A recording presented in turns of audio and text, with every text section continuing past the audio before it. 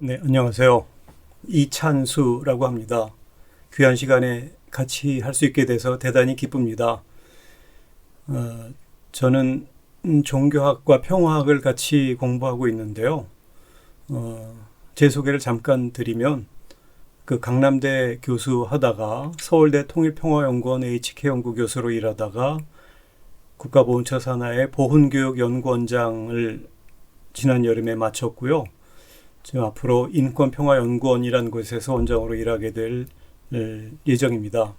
오늘 그 한반도적 맥락에서 그 화해 문제를 같이 여러분과 좀 나눠 보도록 하겠습니다. 화해라는 말은 영어로 하면 우호 상태의 회복이라고 할 수 있고, 어원이 되는 라틴어로 얘기하면 연합 혹은 통합의 회복이라고 할 수 있습니다.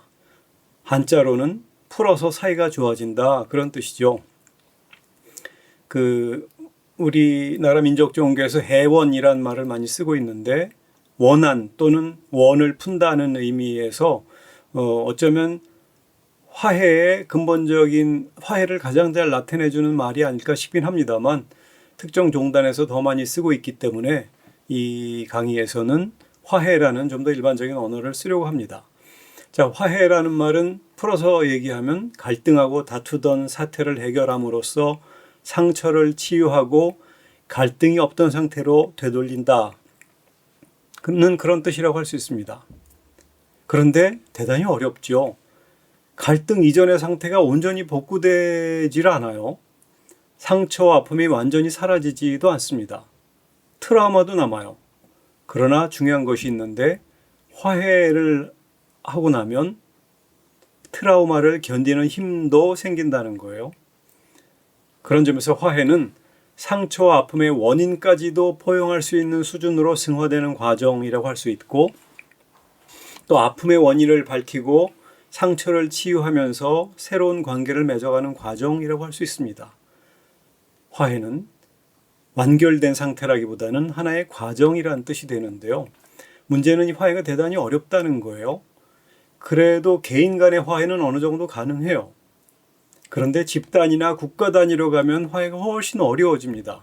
제일 큰 이유는 큰 단위로 갈수록 화해하는 주체가 모호하다는 거예요. 누가 대표하느냐라는 뜻이 되기도 하고, 또는 가해와 피해의 이분법적 경계가 흐릿하기도 합니다. 누가 가해자이고 어디까지가 피해인가라는 것을 정확히 나누기가 늘 쉽지 않다는 데 있어요. 그런 것만 합의하다가 하는 것도 부지하세월이죠. 게다가 집단이나 또는 국가 간에 타협을 했다고 하더라도 그것이 정작 상처의 당사자인 개인에게까지 온전히 도달되지 못하고 개인의 고통은 지속된다는 어려움도 있어요. 이와 관련해서 라이놀드 니버라는 이 국제정치학자이면서 기독교 윤리학자의 책인 도덕적 인간과 비도덕적 사회라는 책이 주는 의미가 여전히 적지 않습니다. 20세기 중반에 나온 책인데 핵심은 이런 거죠. 왜 인간 개인적으로는 어느 정도 도덕적인데 왜 사회는 전쟁을 하고 비도덕적으로 흐르는가? 사실 이 책의 핵심을 추리면 이런 거라고 할 수 있어요. 사실 우리 자신도 그렇죠. 아는 사람에게 대해서는 어느 정도 윤리적이고 도덕적으로 행동할 수 있어요. 그런데 아주 모르는 나와 상관없는 다른 나라의 사람에게까지 그렇게 하기가 쉽지 않죠. 그래서 저 멀리 있는 사람에 대해서는 그냥 무관심하거나 나중심적 행동, 판단을 그냥 하는 경우가 많아요. 그래서 근데 나만 그러냐면 저마다 멀리 있는 사람에게 대해서는 그렇게 도덕적인 것과 굳이 상관없는 판단을 한단 말이에요. 그런 것들이 쌓이고 쌓이면은 가까운 사람들 간에 이루어지는 도덕적인 태도보다 멀리 있는 사람들 사이에 이루어진 비도덕적 태도가 더 쌓이면서 사회가 비도덕적으로 흘러간다는 거예요. 집단적 이익을 판단의 기준으로 삼다 보니까 집단을 대변하는 정치인들일수록 도덕성보다는 힘의 논리에 따라 더 큰 이익을 추구하는 행동을 하게 되고, 우리 지역의 국회의원을 뽑는다고 할 때는 종교인이나 비종교인을 막론하고 우리 지역을 더 경제적으로 발전시킨 사람들을 더 선호하는 경향이 있잖아요. 대통령을 선거한다고 할 때 우리나라를 다른 나라에 퍼주기만 하는 사람보다는 국가적 이익을 더 도모하는 사람에게도 한 표를 주게 마련 아니에요. 근데 다만 그러나 모두가 그러다 보니까 저마다 힘의 논리에 따라 더 큰 이익을 추구하는 것들이 부딪히면서 사회는 비도덕적으로 흘러간다는 거죠. 이것이 화해를 어렵게 하는 사례들이라고 할 수 있습니다. 사실 우리들이 비근한 예로 2015년 12월 29일에 한일 위안부 문제가 불가역적이고 최종적으로 타결되었다고 양국의 외교부 장관들이 선언을 했어요. 그런데 문제는 위안부 당사자의 내 아픔과 상관없이 국민적 여론 수렴 과정과 관계없이 일방적으로 선언해버리기만 했다는 거예요. 그러다 보니까 정말 당사자들의 상처로 오히려 북돋우는 꼴이 되었고 한일 간의 관계가 오히려 더 경색되었고 남남 갈등도 커지는 부작용이 생겼죠. 한일 청구권 협정은 어떤가요? 1965년 6월에 있었던 일입니다만 박정희 정부 시절에 일제강점기로에 겪었던 그 피해를 일본으로부터 보상을 받았는데 3억 달러는 무상으로 지원받았고 2억 달러는 유상으로 지원받았고 또 3억 달러를 차관 형태로 빌려왔죠. 그런 조건으로 한국이 일본에 대해서 가지는 모든 청구권을 포기한다는 선언을 한 셈이에요. 그런데 청구권이 도대체 뭐냐? 정말 이 보상은 받을 수 있었는데 잘못된 일에 대해서 배상을 요구하는 권한까지 사라진 거냐? 그렇지 않다. 이렇게 생각하고 일제강점기 때 강제노동에 시달렸던 사람들이 일본 기업을 대상으로 배상을 요구하는 일들이 지금까지 이어지고 있잖아요. 그것이 한일 간 갈등을 계속 키우는 계기가 되고 있는데 이런 것들이 모두 국가나 정부 간 합의가 굉장히 어렵다는 사실을 보여주고 있습니다. 좀 더 객관적으로 국제적 차원에서 화해가 어떤 단계로 이루어지나를 좀 볼 필요가 있는데요. 제일 첫 번째는 협정문 같은 것을 만드는 문자적 차원의 화해예요. 그리고 여기 가해와 피해의 관계가 좀 생겼다면 물질적으로 보상하는 물질적 차원의 화해가 있고 이것이 그래서 이제 가해 피해 이분법이 사라지는 정신적 차원의 화해로까지 나아가야 되는데 물론 국제적 차원에서 이런 정신적 화해로 나간다는 것은 거의 불가능한 수준에 가까운 것 같긴 합니다. 어떻든지 어떤 단계에서든지 화해의 핵심은 상호 인정, 너를 인정한다. 어떤 데서부터 비롯된다고 할 수 있는데 불행하게도 남과 북은 서로를 인정하지 않은 채 70년 이상 분단과 대립을 이어왔어요. 저마다 자신의 힘을 키우면서 안보를 강조해왔죠. 안보는 사전적 의미로 외부의 위협이나 침략으로부터 국가와 국민의 안전을 지키는 일이에요. 안전을 지키려면 힘을 키워야 돼. 그 국방력을 강화해야 돼. 그래서 남한은 남한대로 국방력을 강화해 왔어요. 근데 남한만 그래요? 북한도 국방력을 강화해 오죠. 그러니까 나의 안전을 위해서 국방력을 강화했는데 이것이 나의 안전을 담보하기보다는 국방력들이 경쟁하면서 서로를 오히려 계속 불안으로 내모는 역사가 70년 이상 지속되어 왔어요. 이런 것을 안보 불안이라고 하고 또는 안보 딜레마라는 말을 하기도 하죠. 왜 그런 일이 벌어지나요? 나의 안보만을 안보로 생각하기 때문이에요. 나의 안보만을 마치 안보 자체인 것처럼, 즉 영어식으로 표현하면 대문자 단수로서의 시큐리티인 것처럼 생각하기 때문인 거죠. 그러나 현실은 나의 안보가 있으면 너의 안보도 있고 모두의 안보가 있는 거죠. 안보들입니다. 안보 단수가 아니라 안보들이라는 복수, 영어로 securities예요. 이런 상태에서 안보를 이룬다는 것은 너의 안보도 인정하면서 결국은 모두의 안보로 나가야 되는 거죠. 제가 이런 과정을 안보다원주의라는 말로 표현을 해봤습니다. 안보다원주의가 가능할까? 이를 통한 남북 및 국가 간 화해가 가능할까? 불가능한 것만은 아니죠. 이것을 국제적 차원의 화해의 사례를 통해서 살펴볼 수 있는데요. 그 대표적인 것이 독일과 폴란드의 경우예요. 2차 대전의 전범 국가였던 독일이 패전 이후에 가장 큰 피해를 당했던 폴란드와 화해 협상을 시작합니다. 1953년도에는 독일 연방보상법을 실행을 해서 폴란드에서 물질적 지원을 보상을 하기 시작해요. 그리고 독일, 당시로서는 서독이죠. 서독의 빌리 브란트 총리가 폴란드 바르샤바의 게토 영웅 기념비 앞에서 독일의 가해 행위를 무릎 꿇고 사죄하는 했는데 이것이 바로 지금 사진에 있는 장면입니다. 아주 멋진 기념비적인 사진이죠. 1970년도 일이었는데 독일과 폴란드 사이의 정신적 화해의 가능성을 보여주는 사례라고 할 수 있습니다. 그 이후로 독일은 폴란드를 중심으로 한 2차 대전 피해국에 대한 사죄를 총리가 계속 해오는 관례가 이를 이어져오고 있죠. 물론 화해가 이루어지려면 피해자도 가해자를 용서해야 돼요. 실제로 폴란드 가톨릭교회 주교들이 독일을 용서한다. 우리가 잘못한 것이 있으면 용서를 해주기 바란다는 그런 서한을 보내기도 해서 양국 간의 정신적 화해의 과정으로 들어갔다고도 할 수 있어요. 그러나 배상 문제는 여전히 진행 중이기도 합니다. 독일 폴란드 사례는 남북 간에 혹은 한일 간에 어떤 과정을 거쳐야 하는지를 보여주는 사례라고도 할 수 있긴 해요. 또 하나가 남아공의 경우인데요. 남아프리카 공화국에서는 소수 백인이 다수 흑인을 차별하며 지배하는 인종차별 정책, 즉 아파르테이트 정책을 당연시해왔죠.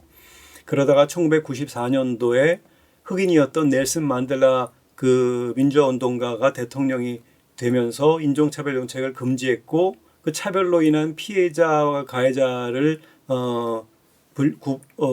나눠보면서 아주 지독한 가해자에 대해서는 책임을 묻기 시작했습니다. 그러나 이를 위해서 진실과 화해위원회를 구성을 했죠. 이때 위원장이 데스몬드 투투, 이 성공의 대주교님이신데 노벨평화상 수상자시잖아요. 이분이 우분투 정신에 근거해서, 우분투라고 하면은 아프리카 대륙의 사하라 사막 이남 지역의 아프리카인들이 공유하는 오랜 정서입니다. 우리가 있기 때문에 내가 있다라는 그런 뜻이에요. 반투어인데 내가 모여서 우리가 된다가 아니라 우리가 있어서 내가 있다는 공동체주의적 혹은 관계지향적 언어 정신이에요. 그래서 백인을 이런 정신에 입각해서 백인을 오로지 응징적으로 보복하는 것만이 아니라 이른바 회복적 정의의 차원에서 그 책임을 묻긴 하되 경미한 책임의 자에 대해서는 사면하거나 용서하는 분위기를 통해서 남아공 내 민주주의를 다시 흑백의 차별에서 약간 조화로 가는 이 과정을 어느 정도 확보해 놨다고 할 수 있습니다. 완전히 이런 차별이나 민주화가 온전히 이루어졌다고 얘기할 수는 없지만 그러나 좋은 사례라고 할 수는 있는데 한반도의 경우는 어떤가요? 한반도에서 갈등을 풀려면 갈등의 원인을 누가 제공했냐를 보통 묻게 되잖아요. 6.25 전쟁이 갈등의 원인이었다. 그럼 전쟁을 누가 일으켰냐? 이렇게 할 때 전쟁 책임자를 처벌해야 된다. 이런 말을 할 수 있겠죠. 그래서 책임을 김일성이 일으켰다? 아니면 북한만의 책임이다? 이렇게 얘기하고 싶은데 그러기가 쉽지 않은 상황을 한 번 더 생각해 보면 알 수 있어요. 한반도 분단을 누가 했어요? 우리가 원했던 게 아니라 외세가 우리를 분단시켜 놨잖아요.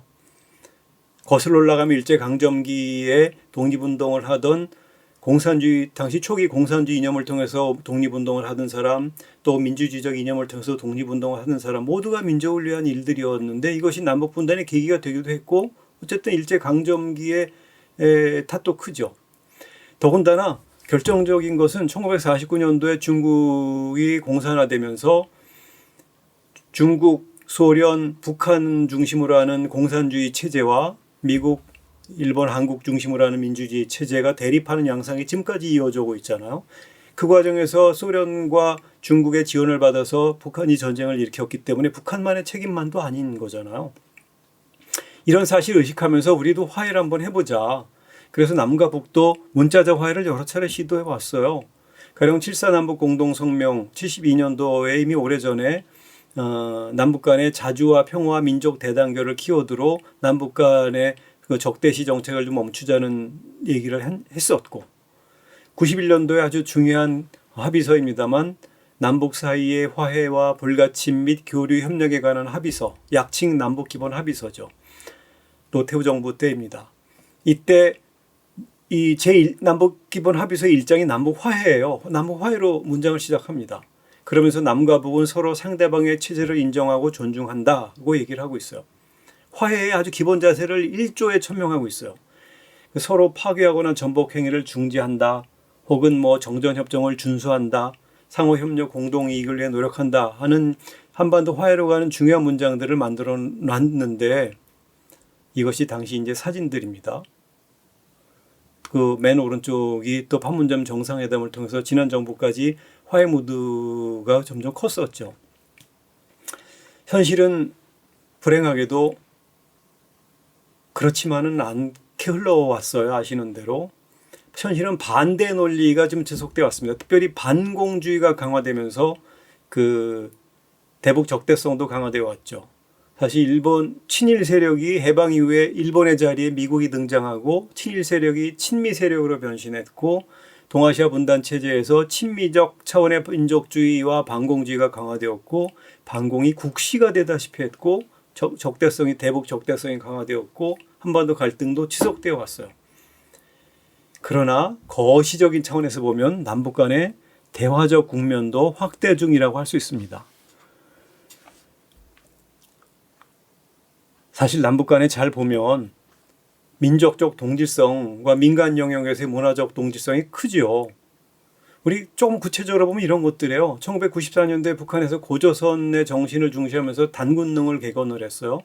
단군 정신의 핵심은 홍익인간이잖아요. 널리 인간을 세상을 이롭게 한다. 우리에게도 너무 익숙한 정신이에요. 이런 공통의 정신을 자꾸 확장해서 연구하고 확대시킬 필요가 있죠. 북한의 조선노동당 하나뿐인 것 같지만 사실은 천도교 청우당도 있고 사회민주당도 있어요. 어쨌든 천도교 청우당을 하나의 정당으로 인정하고 있습니다. 천도교의 전신인 동학의 기본 자세가 보국안민이잖아요. 그리고 천도교의 기본 정신이 인내천이에요. 북한 사람들도 이것을 알죠. 그래서 남북 천도교인이 교류하기도 해요. 그래서 이 사람이 하늘이라는 인내천 사상과 북한의 주체 사상을 좀 긍정적으로 비교 연구하면서 접점을 잡고 확장시키는 연구도 필요하다고 생각해요. 북한 사회를 잘 보면 유교적이에요. 남한과의 문화적 접점이 너무 커요. 게다가 고난의 행군 이후에 북한 내 민간신앙이 점술 같은 민간신앙이 막 음지에서 양지로 올라오고 있어요. 남한의 민간 정서와의 접점을 제가 이와 관련돼서 논문을 써보기도 했습니다만 남한의 민간 정서와의 접점이 확대되고 있어요. 잘 보면 70년 정도의 분단보다는 고려 이후만 치더라도 1000년 이상의 역사적 공감대가 훨씬 큽니다. 이것을 발전시켜야 되죠. 그러려면 지금 상대방을 인정하고 수용하고 이를 통해서 조화를 이루어야만 합니다. 제가 화해라는 말을 경계를 점선으로 바꾸기라고 여기 제목을 잡아놨는데 화해는 갈등하던 두 주체 간의 경계를 배타적 실선에서 소통적 점선으로 바꿔가는 과정이라고 할 수 있어요. 제가 실선과 점선이란 말을 종종 사용합니다. 점선은 상호 교통과 호흡과 상호 인정을 통해서만 가능한 거잖아요. 이것이 얼마나 또 종교적인 사랑의 근거 아닌가요? 화해는 사랑의 다른 말이기도 하고 종교적 세계관을 가진 이일수록 더욱더 추구하고 남북 간의 공감대를 확장시키는 노력은 교회를 나간다든지 신앙생활을 하는 건 못지않게 추구해야 될 중요한 일이 아닌가 생각합니다. 그런 식으로 남북 간 화해 문제를 짧은 시간이나마 살펴보았습니다. 고맙습니다.